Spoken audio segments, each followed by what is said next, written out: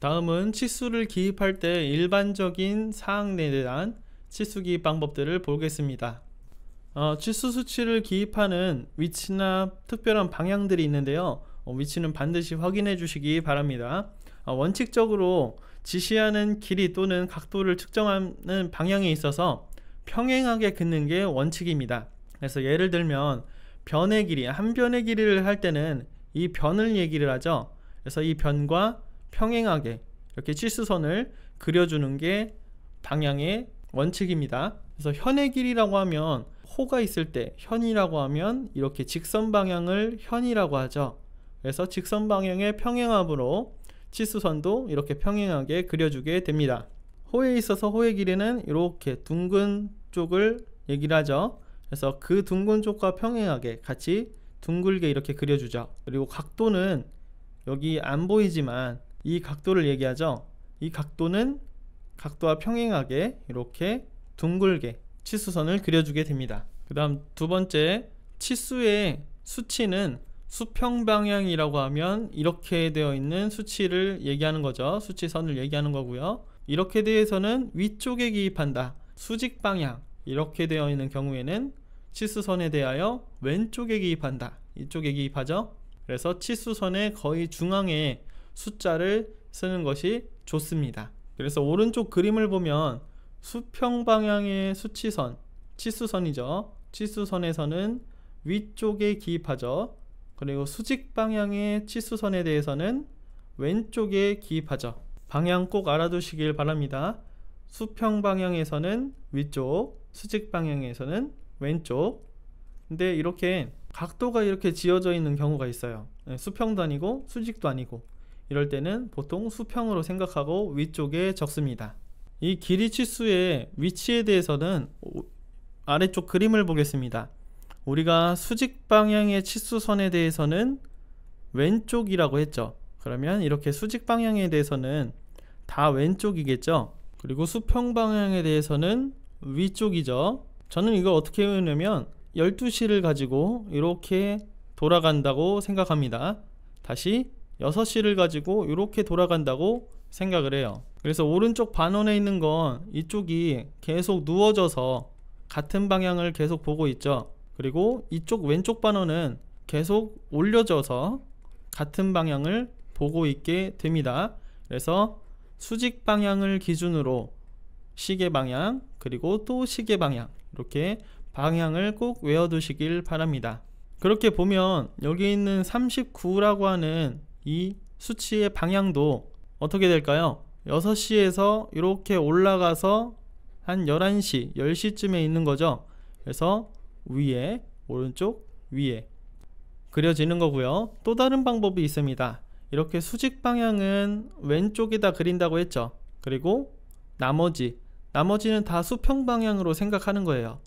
수평 방향은 치수선 위쪽에 기입하니까 수평 방향, 기울기가 져 있어도 수평 방향으로 생각하고 위쪽에, 기울기가 져 있어도 수평 방향으로 생각하고 위쪽에, 기울기가 지어져 있어도 수평 방향으로 생각하고 위쪽에 그려준다고 생각하면 되겠습니다. 그리고 각도 치수의 경우에도 이렇게 위에서 우리가 보기 좋게 일반적으로 그리는 방법이 있고요. 치수를 나타내는 방법이 있고, 이렇게 내접 안쪽에 그릴 때는 이런 식으로, 내접할 때는 이렇게 그려주고요. 외접 바깥쪽에서 그릴 때는 이렇게 그려주게 됩니다. 문제를 한번 보겠습니다. 그림에서 나타난 치수선은 어떤 치수를 나타내는가? 지금 보면 평행하게 그린 게 치수선이라고 했죠. 이렇게 굽어져 있으니까 호에서는 이 원호의 길이를 얘기하겠죠. 2번이 정답입니다. 그 다음 좁은 부분에 있는 치수 기입을 보겠습니다. 간격이 좁고 기입이 연속될 때는 치수선의 위쪽과 아래쪽을 번갈아 가면서 치수를 기입할 수가 있습니다. 그림을 보면 너무 간격이 좁아서 치수를 채 연속적으로 그리지 못할 때 아래쪽이나 위쪽을 번갈아 가면서 치수 기입을 할 수가 있죠. 그리고 화살표를 써도 되지만 너무 좁은 경우에는 점이나 사선을 쓰기도 하죠. 그리고 투상법 중에 부분 확대도라고 여러분 배웠을 겁니다. 이 A부가 너무 작아서 안 보일 경우에는 부분 확대도를 써서 이렇게 크게 그려주고 거기에 대한 치수를 기입해 줄 수가 있죠. 또 공간이 모자라서 치수선을 사용할 때 지시선을 사용해서 치수 수치를 기입하는 경우에는 지시선을 끌어내는 쪽에 끝에 아무것도 기입하지 않습니다. 원래 지시선에는 이렇게 화살표로 끝부분에 화살표를 정해주는데, 이렇게 치수 있는 부분을 지시선으로 나타낼 때는 화살표를 쓰지 않고 지시선 끝쪽에는 아무것도 붙이지 않고 치수의 수치만 적어주게 됩니다. 마지막으로 여러가지 요소의 치수 기입입니다. 이 부분은 반드시 알고 있어야 되죠. 그림을 보여주고 이 부분에 대한 치수 기입 요소를 묻는 문제를 출제할 때 이 부분의 내용을 많이 사용합니다. 그래서 하나씩 정확하게 알아두시길 바랍니다. 먼저 지름 및 반지름의 치수 기입입니다. 원형의 그림에 지름의 치수를 기입할 때는 치수 수치 앞에 지름의 기호 파이를 기입하지 않는다. 그림을 보죠. 여기 네모난면에 파이 15라고 하는 지름 치수가 되어 있으면 사실상 이건 뭐죠? 네, 회전체죠. 회전체를 생각해 볼 수가 있죠. 그런데 누가 봐도 원인 형태를 가진 이런 형상에서 지름 치수를 나타낼 때는 굳이 파이를 쓸 필요가 있을까요? 아니죠. 없죠. 이럴 경우에는 파이를 기입하지 않습니다. 이렇게 중심선에 대해서 명확한 원을 나타내는 치수를 기입할 때는 파이를 쓰지 않고요. 원이 제대로 보이지 않는 경우, 이런 경우에는 파이를 사용하게 되고, 또 회전체를 나타내는 경우에는 파이를 사용하게 되죠. 그래서 치수 보조기호 파이를 사용하는 상황을 정확히 알아두시길 바랍니다. 누가 봐도 원인 경우에는 파이를 사용하지 않아요. 그래서 아까 설명드린 게 나오죠. 원형의 일부를 그리지 않는 도형에서 치수선의 끝부분 기호가 한쪽만 있는 경우는 반지름과 혼동되지 않도록 지름 치수 앞에 파이를 기입한다. 여기 있는 경우가 그런 경우죠. 여기 파이가 없다고 생각하면 반지름 치수를 혼동할 수가 있겠죠. 그래서 기준선에서 조금 더 연장해서 그려놓고 더 명확하게 하기 위해서 파이를 사용하죠.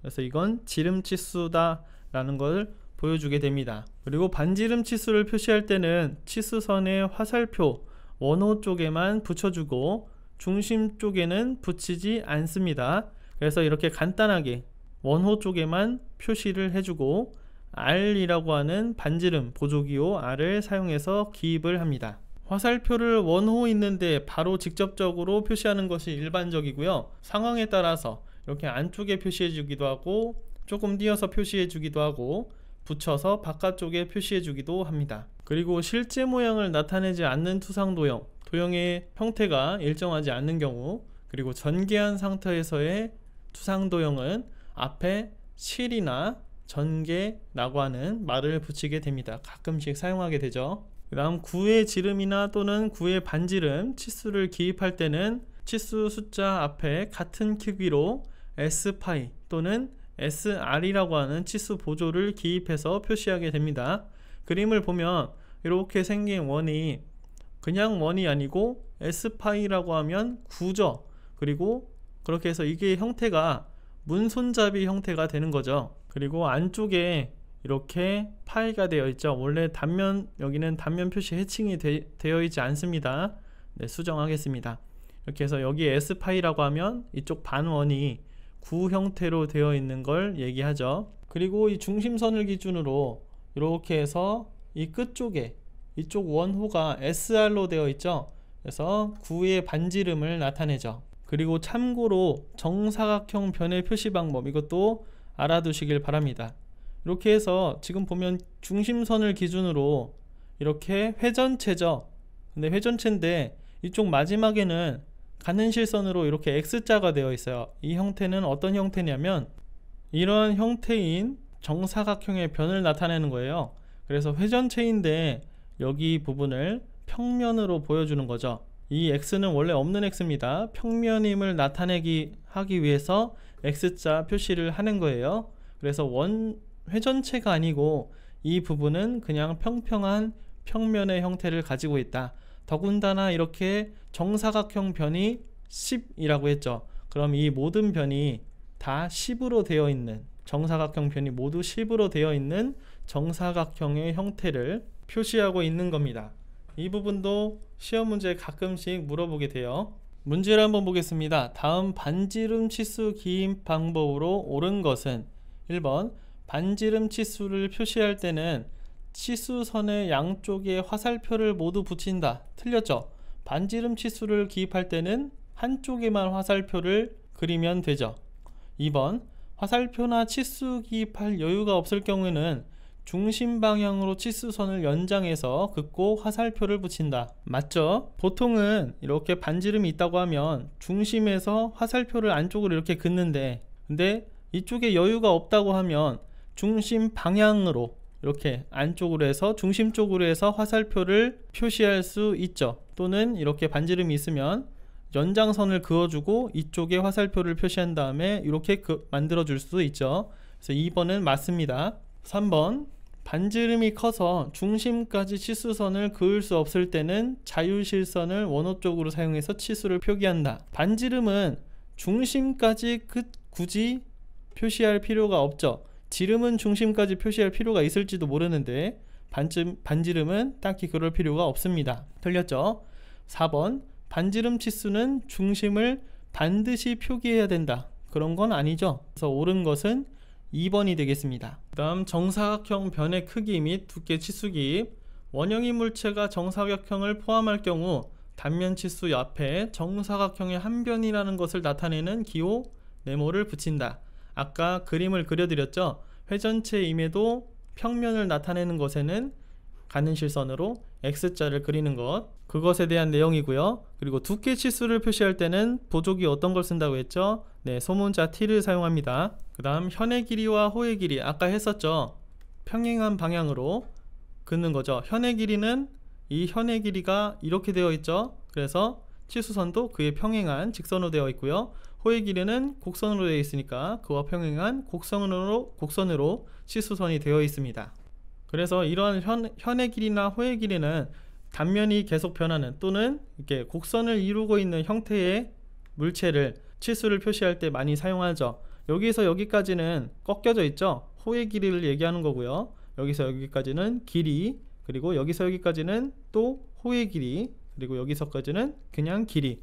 이렇게 해서 여러 가지 치수 기입을 할 수가 있습니다. 그 다음 구멍의 치수 기입 보겠습니다. 드릴이나 리머, 펀칭, 코어 등의 구별을 표시할 필요가 있을 때는 명칭을 이렇게 지시선으로 기입해 주게 됩니다. 드릴을 이용해서 이렇게 표시하게 되고요. 리머는 이미 뚫려져 있는 구멍을 다듬는 작업을 리머라고 하죠. 여기에서는 원형일 때는 파일을 붙이지가 않습니다. 그쵸? 원형일 때는 파일을 붙이지가 않아요. 맞는데 여기 지시선에는 파일을 붙여줘야겠죠. 그 다음 같은 치수의 볼트 구멍, 여러 개의 치수 구멍을 나타낼 때 그 총수를 표시하는 숫자는 다음 짧은 선을 넣어서 기입한다. 이것도 시험 문제 자주 나오게 됩니다. 그림을 보게 되면 여기 지시선에 11개가 되어 있고 4드릴이 아니고 파이 4드릴이에요. 네, 수정해 주시기 바랍니다. 앞에 있는 숫자는 개수를 얘기합니다. 개수. 그리고 뒤에 있는 숫자는 구멍의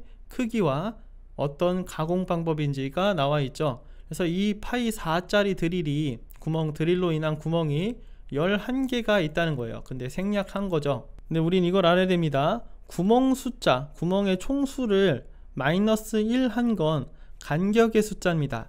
지금 보면 구멍과 구멍 사이의 간격, 피치라고 하는데 이 간격이 7이죠. 여기 위에 있는 7이죠. 수치는 7이고 이 개수는 몇 개일까요? 구멍이 11개라고 하면 간격은 구멍수 -1, 10개가 되겠죠. 예를 들어서 구멍이 3개라고 해봅시다. 그러면 간격은 2개가 되겠죠. 구멍이 4개라고 하면 간격은 4-1, 3개가 되겠죠. 그래서 구멍이 11개인 경우에는 구멍 -1 해서 간격은 10개의 간격을 가지게 되고요. 그 10개의 간격, 1개의 간격이 7mm죠. 그게 여기 써져 있습니다. 앞에 있는 숫자는 간격의 숫자, 뒤에 있는 숫자는 간격의 크기 해서 여기서부터 여기까지가 10 곱하기 70해서 70mm죠.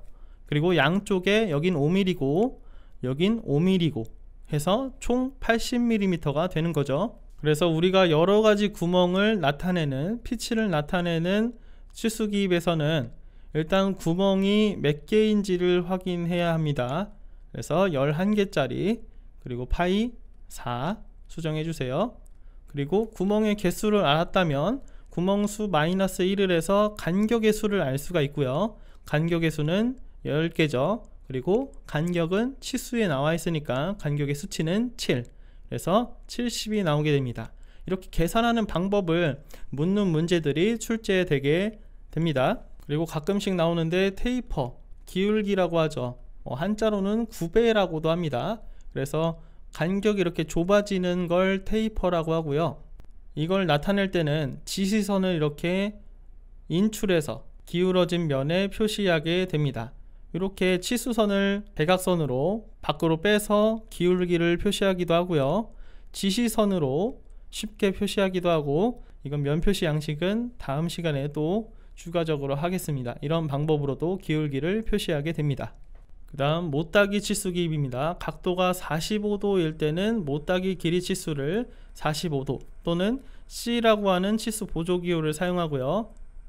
이렇게 표시하기도 하고, 이렇게 지시선으로 표시하기도 하고, C2라고 하는 보조기호를 지시선에 써서 사용하기도 하고요.